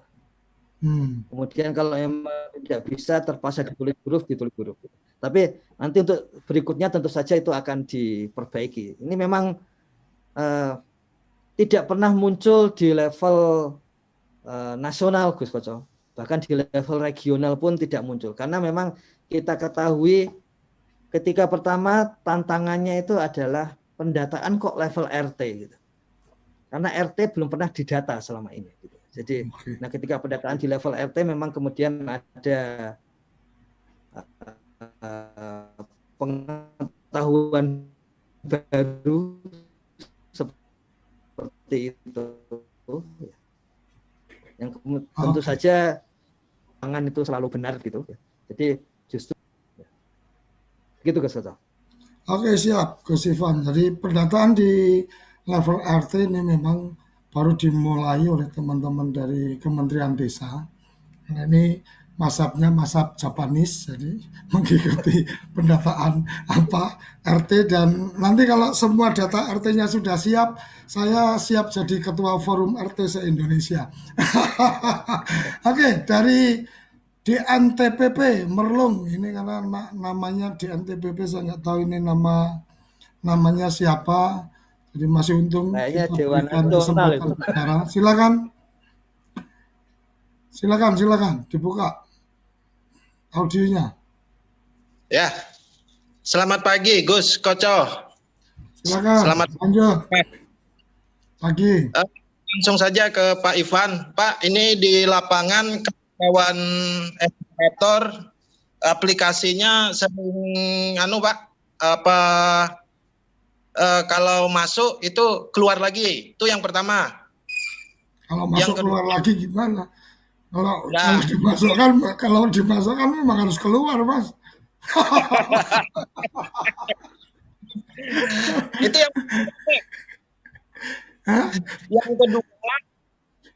yang kedua itu pada saat sudah disimpan, data sudah disimpan, mau upload, keluar juga, Pak. Oke. Halo? Oke, selanjutnya. Masalahnya apa ini? Masalahnya ya, keluar terus capek.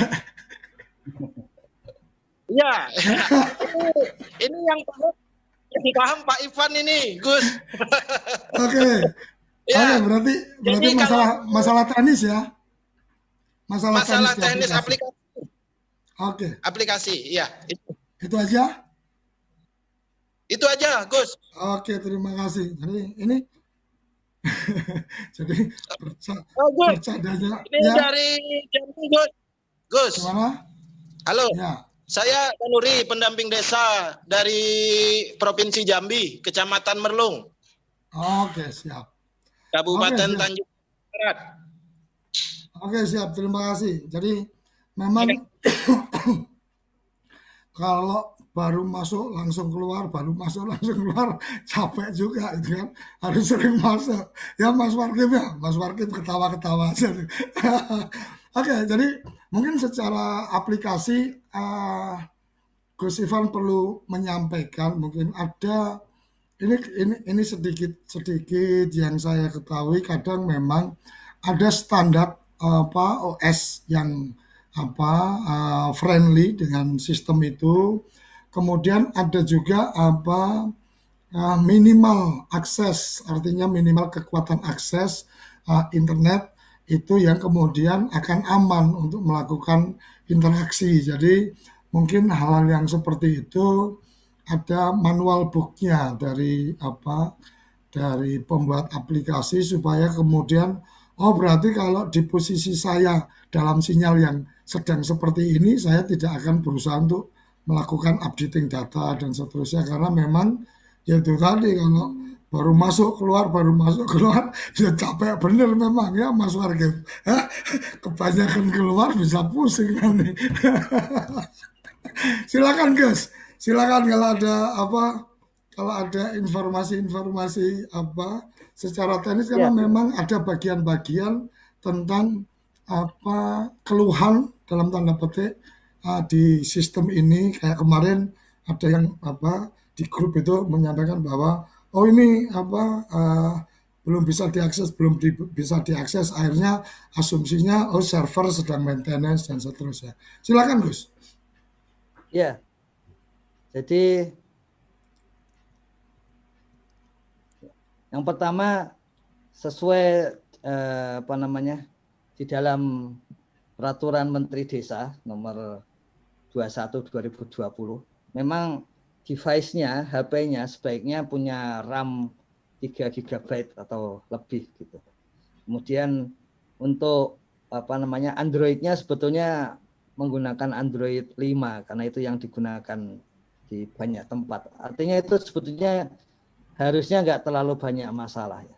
Cuma kalau tadi memang terjadi baru masuk keluar ya, saya kira kalau itu pertanyaan yang sifatnya komedi itu berarti kancing itu pasti Gus. Aplikasi kalau kancing itu dimasukkan keluar lagi langsung. Kalau kita lihat ini hasil dari Merlung ya, memang sebetulnya sudah ada yang masuk ini. Ya. Kalau kita lihat ada 129 warga yang sudah dimasukkan di Merlung ini. Nah, tinggal nanti saya kira kalau untuk yang spesifik seperti itu penting untuk share screenshot kepada kami itu 0812 188 06075 supaya timnya segera mencek itu. Kemudian yang kedua, kalau bisa juga kalau memang bisa dan dilakukan itu adalah share videonya bagaimana itu bisa masuk dan keluar lagi. Karena memang kita cek ya, itu ada HP Xiaomi itu yang paling banyak bermasalah dilaporkan ya. Belum tentu bermasalah di lapangan, cuman paling banyak pelaporan itu hal seperti ini pada HP Xiaomi. Tapi belum pada ngirim spek Xiaomi yang mana ini yang membuat seperti itu. Sementara di level nasional itu laju pendataannya masih terus meningkat gitu. Jadi ada beberapa hal yang kami cek misalnya kemarin di Blitar itu. Pertama memang harus menggunakan versi 1.8. Karena apa? Di versi sebelumnya itu sebelum upload itu HP-nya mendeteksi apakah ada data ganda. Nah, karena itu kemudian dirasakan di lapangan kok uploadnya lama karena dia sedang mendeteksi data ganda. Dan data gandanya itu ratusan ribu, makanya kemudian jadi kelihatan lama. Nah, mendeteksi data ganda itu dihilangkan, sehingga di versi 1.8 itu kemudian lebih cepat masuk. Lebih cepat ya? Ya, dengan konsekuensi jadinya muncul data-data ganda. Kalau dia ngekliknya nggak sabar ngeklik lagi, muncul data ganda di artinya dia nambah data walaupun datanya sudah ada. Ya. Nah, nanti di samping admin desa yaitu Kades dan Sekdes bisa menghapus ya. Nanti setelah selesai di 31 Mei seluruh data ganda kalau tidak dihapus oleh admin desa, maka otomatis sistem akan menghapus data ganda sebelumnya ya. Jadi kalau misalnya muncul 3 data ganda gitu, maka 2 yang di depan itu di tanggal 31 Mei nanti otomatis akan dihapus gitu. Jadi untuk menghilangkan data ganda gitu. Makanya tadi yang kita ingin mencek ya, termasuk nanti ada tim yang mencek lapangan yang dianggap sulit tidak bisa masuk itu supaya dicoba dengan HP-nya gitu ya. Seperti itu Gus Koco. Oke. Salam untuk Merlung ini. Semoga tetap semangat. Oke Gus, ini ada yang menarik dari yang bagian atas tadi itu tentang ada kakak yang alamat rumahnya kosong, nomor kontak yang diketahui tetangga sudah tidak aktif, keluarga tidak bisa dihubungi. ini harus bagaimana. Ini dari Sinta Oktiva. Ini kalau memang kakaknya keluarganya kosong dan seterusnya, ya berarti tidak perlu dilakukan pendataan kan, Gus? Iya, kalau emang sulit seperti itu tidak perlu. Tadi seperti ini, Gus Koco, kerabat desa. Kalau ada warga dari desa lain sedang ada di desa kita, ya, dan sudah tinggal lama di desa kita, meskipun dia warga desa lain, kan kita tetap data. Ya.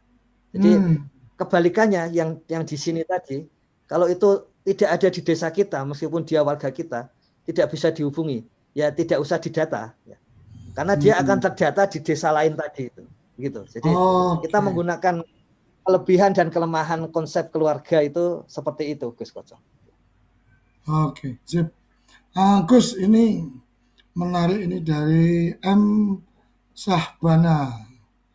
Jadi izin bertanya, untuk menjaga akurasi dan kualitas data di Permendes 21 2021 ada verifikasi validasi data SDGs, tapi di dashboard tidak ada tipe user verifikator dan menu verifikator. Bisa diakomodir untuk menjawab pertanyaan BPK ini Bapak atau pemeriksa keuangan? Oh, pemeriksa keuangan dan inspektorat BPK.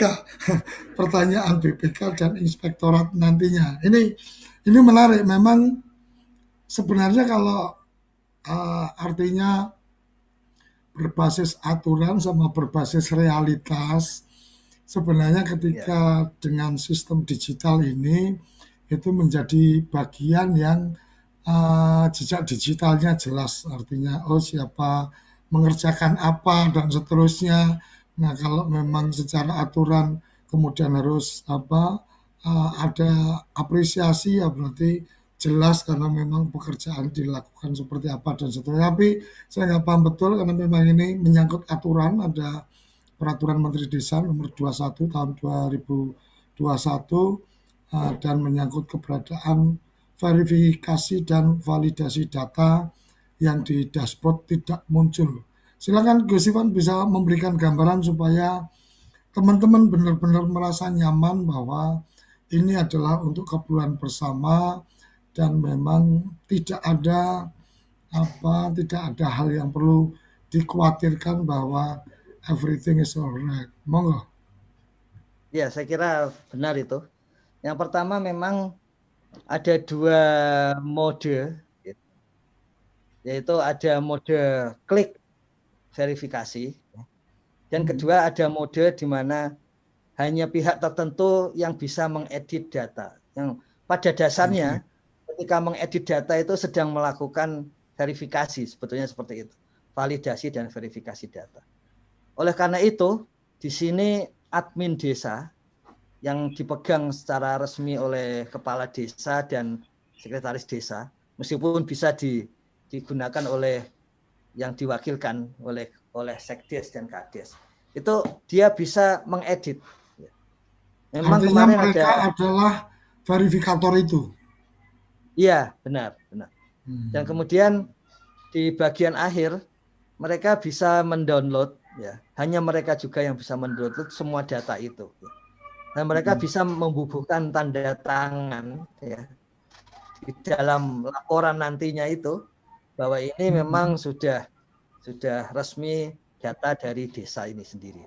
Jadi penting itu, ya, bahwa yang kita lakukan itu yang real dijalani, Gus Koco, kerabat desa.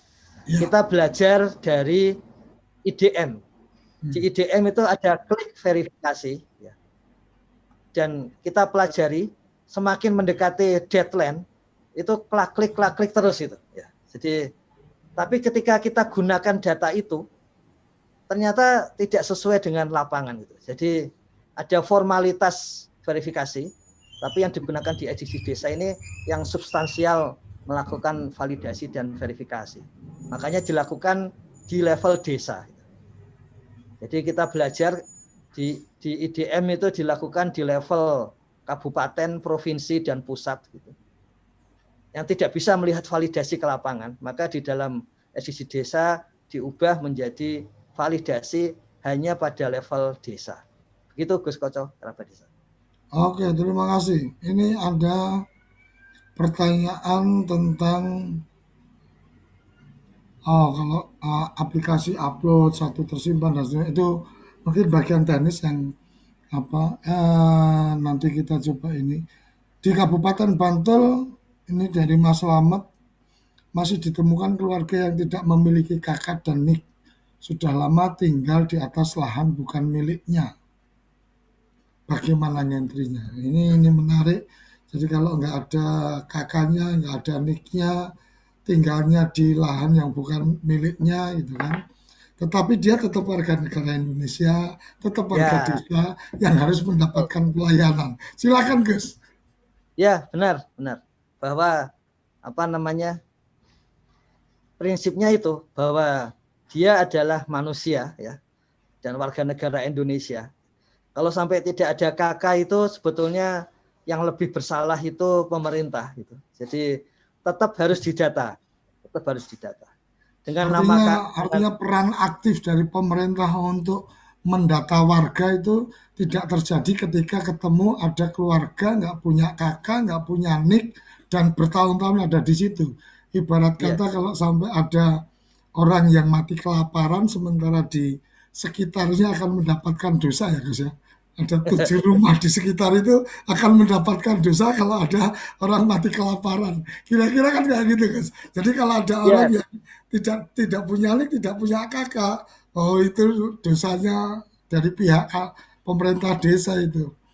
Tapi bagaimana cara ngisinya Gus? Ya tetap, yang pertama tetap harus didata. Didata. Kemudian nomor nik-nya ditulis dengan nomor sederhana saja. Mau 9, 16 kali atau 1, 2, 3 begitu. Intinya kalau ada nomor nik yang aneh kita tahu bahwa artinya dia belum punya nik gitu. Kakaknya juga sama seperti itu. Kemudian kalau yang lain-lainnya didata sesuai yang real yang ada gitu. Ini penting Gus Koco karena kita belajar banyak hal setelah datanya detail itu memang penting. Misalnya yang tadi di awal kami sampaikan daily report pendamping. Itu sekarang kita tahu bahwa memang kerjanya pendamping itu terlalu berat. Karena jumlah jam kerjanya lama. Ini juga sama di SDG Desa.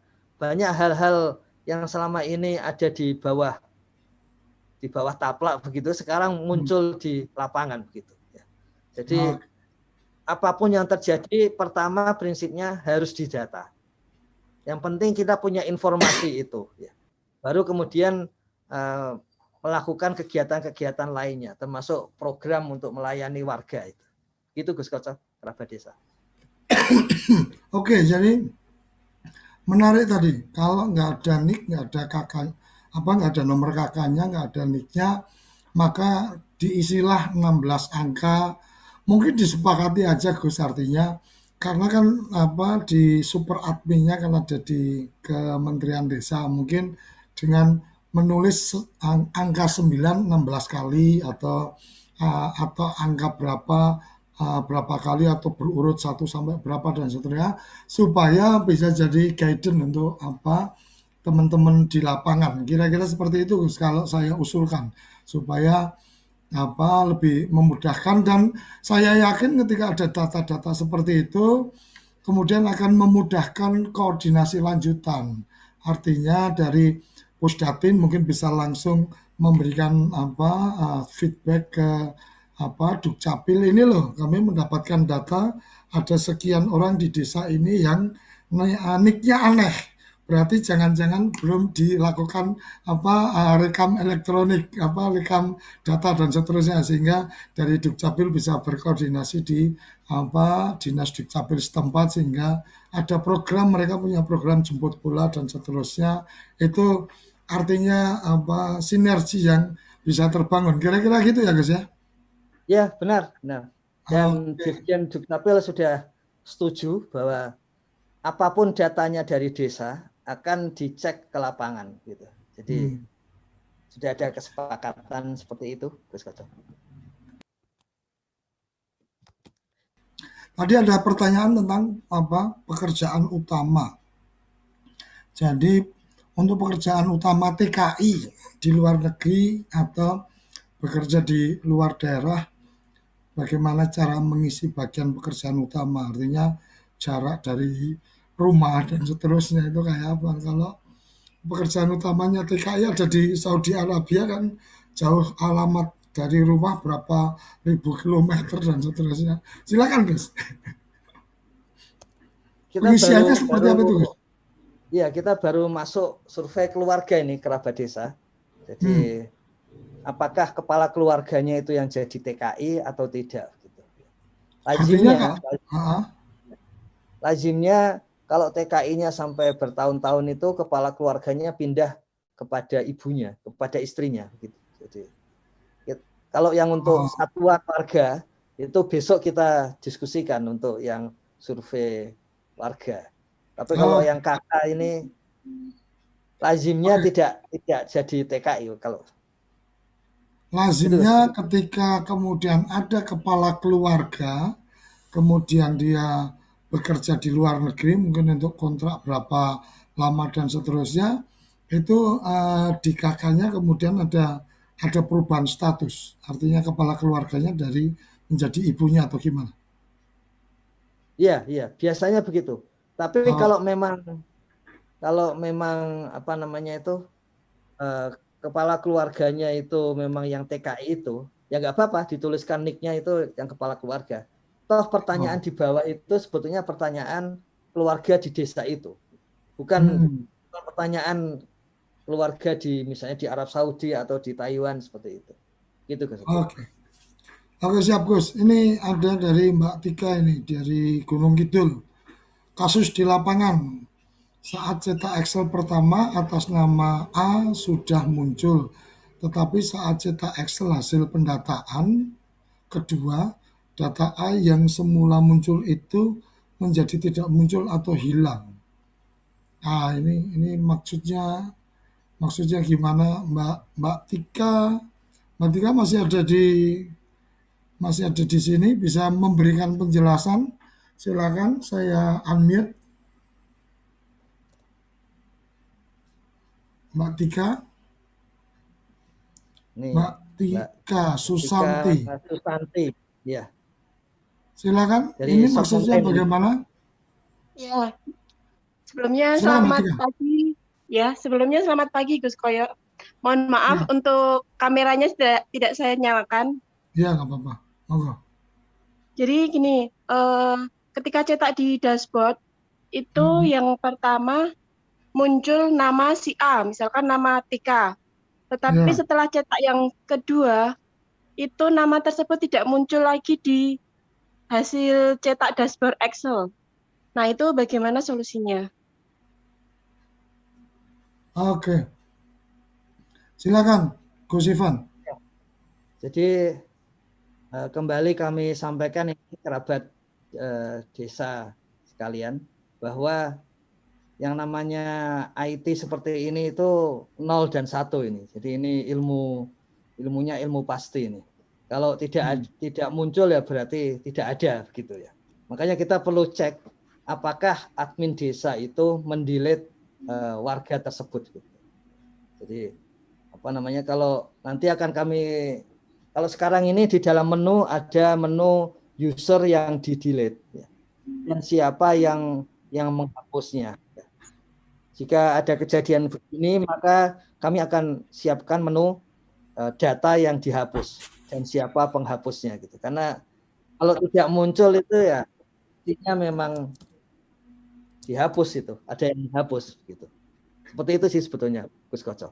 Tidak ada yang kenapa tiba-tiba ada kemudian tidak dan sebagainya, nggak seperti itu sebetulnya. Kalau Bu Tika berarti di desa Gari ya, di desa Gari Wonosari ya. Iya. Oke. Ya, terima kasih Gus Ivan. Ya, kita cek Tika. Oke, jadi data digital itu kalau ibarat TV itu ada analog, ada digital. Kalau analog itu bisa kepiur banyak semutnya gitu kan, serasa hujan gitu. Tapi kalau digital itu adanya adalah keluar gambar atau enggak. Jadi enggak ada yang abu-abu, enggak ada yang tengah-tengah. Jadi Mungkin gambarannya seperti itu.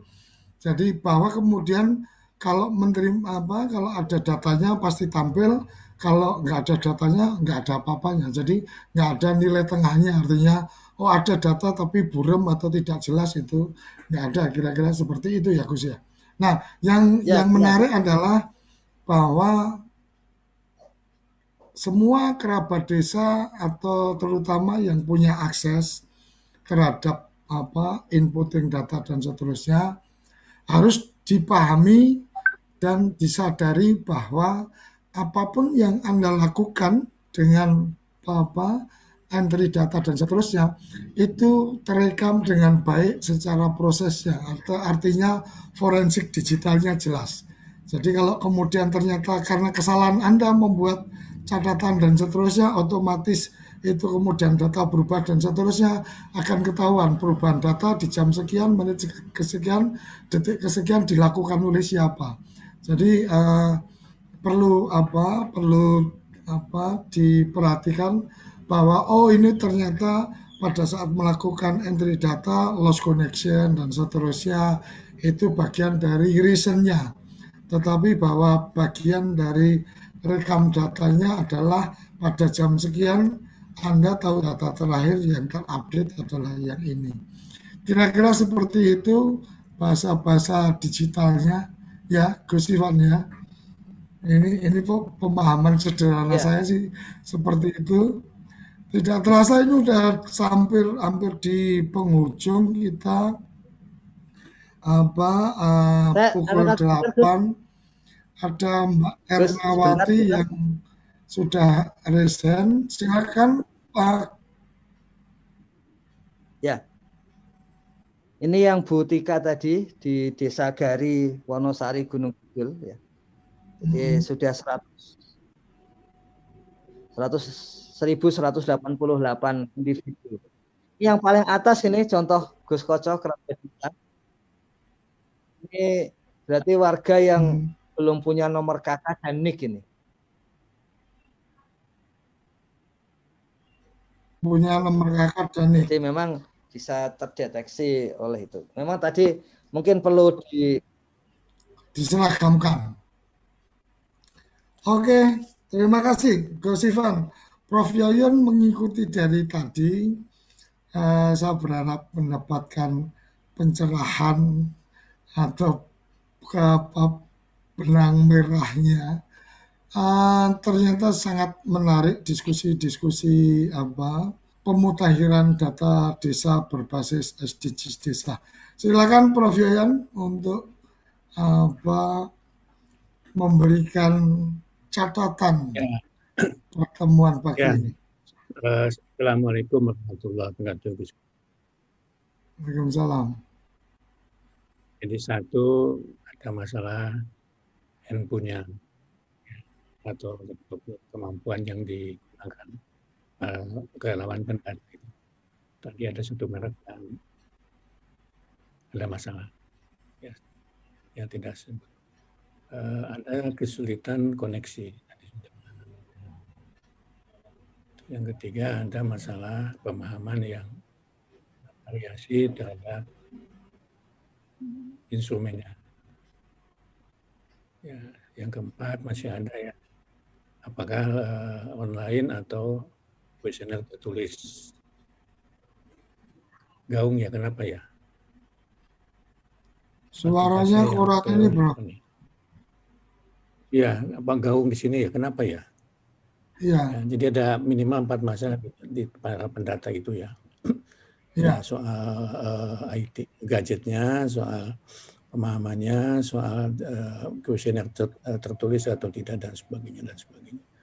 Termasuk masalah di Kusipan yang jelaskan tadi itu, beberapa poin instrumen di dalam pendataan itu memang memerlukan penjelasan.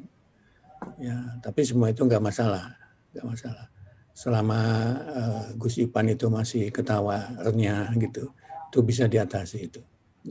Jadi tidak ada masalah.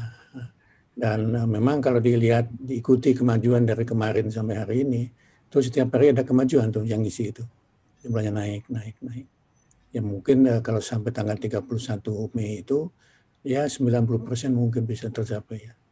Selain ada masalah teknis teknik kecil di lapangan tadi ya, ternyata yang tidak punya NIK juga masih ada, yang masih numpang rumahnya juga ada, ya dan lain-lain dan lain-lain. Ya. Tapi dari 200-an lebih yang hadir hari ini, kalau merepresentasikan Indonesia, penjelasan-penjelasan yang disampaikan Gus Ipan itu masih perlu dijelaskan juga itu. Ini baru yang 200-an orang, mungkin nanti yang tidak ikut di sini akan bisa lebih banyak lagi. Di mana nanti strategi Gus Ipan menyampaikan untuk paling tidak itu pemahamannya sama terhadap kuesioner individu, keluarga, kakak, ya, RT dan sebagainya itu bisa terpenuhi. Belum lagi yang tingkat desa tadi. Ternyata juga masih ada pertanyaan, ternyata sudah ada SDGs desa juga masih ngisi yang IMD-nya tadi ya. Meskipun itu beda alamatnya. Ya, yang satu itu desa unitnya, yang satu itu individu, keluarga dan lain-lain dan lain. Jadi bisa dikerjakan sama-sama gitu. Oleh karena itu saya kira Gus Ipan ini harus, menurut saya ya, lagi harus masih terus ini acara-acara sosialisasi seperti ini. Ya. Karena ternyata masih banyak yang ini dari sini aja setiap hari udah 300-an, hampir 200 lebih ya. Yang lain-lain mungkin juga akan ada masalah yang sama. Nah, gimana strategi itu tidak tahu. Kan di kementerian sendiri kan punya link sendiri ya, punya web sendiri ya yang menampung seperti ini. Ya. Jadi bisa dikatakan yang 2-3 hari ini itu merepresentasikan masih perlunya ada sosialisasi baik mengenai instrumennya, pemahamannya, alatnya dan lain-lain. Ya.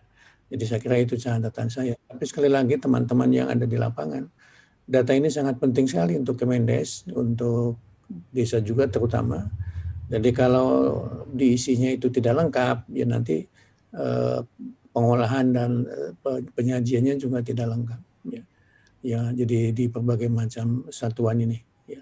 Dan ini harus diyakini bahwa ini data yang terbaik lah untuk memotret desa, kondisi desa, ya, individu, keluarga, RT, RW dan sebagainya itu masuk desanya. Dengan kemampuan resolusi yang sangat tinggi lah kalau kamera itu ya bisa lebih jelas memantau desa ini ya. Tapi yakinlah kalau Gus Ipan itu masih senyum itu artinya masalah itu masih bisa diatasi ya. Ya, kan gitu ya Gus Koco ya. Siap. Ya. Saya kira gitu ya. Gus Ipan ini hal yang biasa ya. Sesuatu yang baru masih memerlukan penjelasan, sosialisasi dan sebagainya gitu ya. Ya memang begitu ya. Ya langkah baru itu ya memang begitu. Yang terakhir tadi saya ingin catatan juga ya. Multitafsir itu ya. Yang masuk dulu baru keluar dulu balik. Ya. Itu kan tergantung Pak Merlung itu ya, tergantung alatnya juga, tekniknya juga, kemampuannya juga dan lain-lain. Ya, keluar nggak kuat. Tapi pagi ini saya kira lengkap dengan yang kemarin ini. Ada kemajuan untuk pengisian ya. Tadi saya lupa angka-angkanya Gus Ipan yang hafal, tapi dari hari kemarin dengan sekarang ada kemajuan itu. Baik yang rumah tangga, yang RT dan sebagainya. Selamat Gus Ipan ya. Mohon izin nanti jam 10-an saya sewan Gus Ipan lah. Supaya bagaimanapun ya sewan Gus Ipan lah gitu. Matur nuwun Gus. Oke, terima kasih. Kerabat desa, jangan lupa untuk yang menghendaki mendapatkan e-sertifikat, jangan lupa isi absensi, linknya sudah kita share pakai Bitly, absensi kuliah SDGs Desa 03. Kita akan tutup absensinya mungkin nanti plus 30 menit lah paling lama. Dan setelah itu udah nggak bisa ngisi absen lagi. Sampai di menit ini sudah 419 yang mengisi absen. Jadi nanti kita akan menyiapkan e-sertifikatnya, kita kirim informasinya untuk bisa masing-masing mendownload file e-sertifikatnya. Itu yang bisa kami sampaikan. absensi boleh diisi baik yang mengikuti melalui Zoom meeting maupun yang mengikuti melalui channel YouTube. Karena yang mengikuti melalui siaran TV kita tidak menampilkan link absensinya, jadi cukup menyaksikan saja. Terima kasih. Kita masih ada dua sesi lagi, dua episode lagi, dan insya Allah di minggu depan sepertinya kita akan membuka ruang khusus konsultasi. Jadi ruang khusus konsultasi permasalahan di lapangan seperti apa dan seterusnya.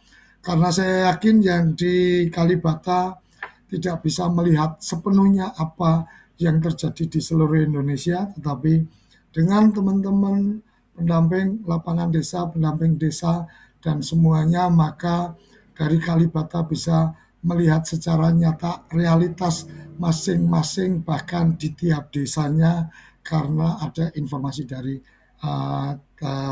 teman-teman di lapangan. Saya pikir sampai di sini acara kita. Sampai jumpa di episode berikutnya. Jangan lupa